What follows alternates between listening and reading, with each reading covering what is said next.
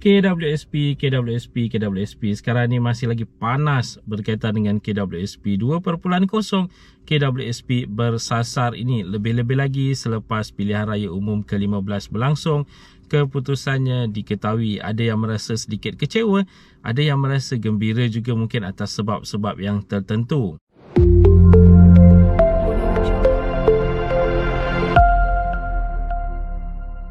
Assalamualaikum, salam sejahtera. Jumpa lagi di channel Heruan Nabi. Okay guys, kepada mereka yang belum lagi subscribe ke channel ini, jangan lupa tekan pada butang subscribe, tekan juga pada butang loceng. Thank you guys. Sekarang ni masih lagi panas sebenarnya berkaitan dengan KWSP 2.0, KWSP bersasar. Lebih-lebih lagi sekarang ini setelah pemilihan ataupun setelah pelantikan Perdana Menteri Malaysia yang ke-10, iaitu Datuk Seri Anwar Ibrahim. Ramai sebenarnya yang menjangkakan kelulusan itu bakal akan sukar diperolehi, kerana kita sedar sebelum ini Datuk Seri Anwar Ibrahim ada menolak, ada menyatakan ketidaksetujuan beliau dengan apa yang telah dinyatakan oleh pengerusi Perikatan Nasional Tan Sri Muhyiddin Yassin, di mana Tan Sri Muhyiddin Yassin telah pun bersetuju untuk memberikan kelulusan KWSP 2.0 ini jika beliau ditabalkan sebagai Perdana Menteri Malaysia dan Perikatan Nasional yang memegang tampuk kepimpinan. Tapi bukan itu ceritanya sekarang ini. Cerita yang berlaku adalah di sebaliknya, di mana Pakatan Harapan yang telah pun menerajui kerajaan perpaduan bersama-sama dengan gabungan parti-parti lain, dan Perdana Menteri Malaysia adalah Datuk Seri Anwar Ibrahim. Jadi kepada mereka yang bertanya berkaitan dengan KWSP 2.0, KWSP bersasar ini, apa status terkininya sekarang ini?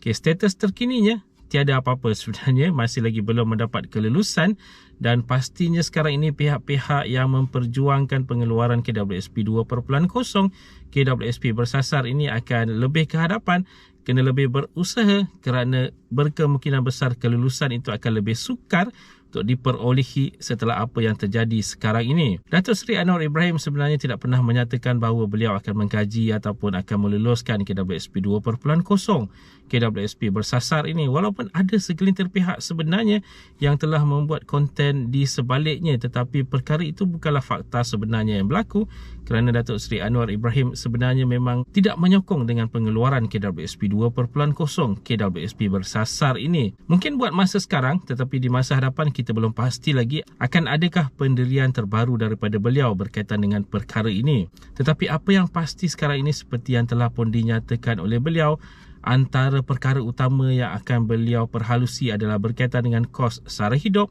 terutama sekali dengan kenaikan harga barang dan sebagainya. Itu adalah main mission ataupun misi utama antara yang akan beliau fokus setelah beliau memegang tampuk kepimpinan sekarang ini, selain daripada untuk menolak gaji kabinet dan sebagainya. Tetapi untuk menangani kos sara hidup ini adalah lebih kepada untuk menangani harga barang, menangani kos-kos lain yang semakin meningkat sekarang ini. Bukannya lebih kepada untuk menyalurkan bantuan kewangan secara tunai kepada mereka-mereka yang memerlukan, tetapi ianya adalah lebih kepada membendung kepada perkara sekarang ini yang tidak dapat dibendung sebelum ini, seperti yang dinyatakan sebentar tadi, kenaikan harga barang, OPR dan sebagainya. Jadi itu yang bakal dilakukan oleh beliau agar kos sara hidup rakyat itu dapat diturunkan, sekaligus rakyat tidak perlu berbelanja dengan wang yang banyak untuk membeli barang-barang keperluan dan sebagainya. Walau bagaimanapun, dalam masa terdekat, untuk kegunaan dalam masa terdekat ini, sebenarnya pengeluaran KWSP 2.0,